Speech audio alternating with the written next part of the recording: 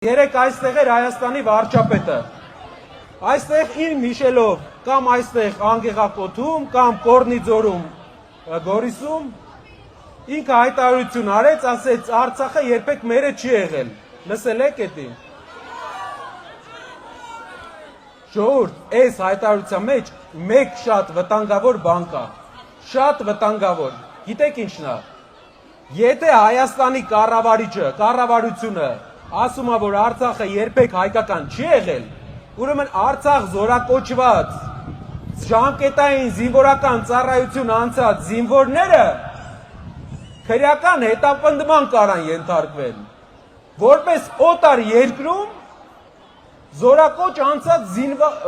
զինված խումբ, այդ դրանով են վտանգ ներկայացնում իր այս հայտարարությունը,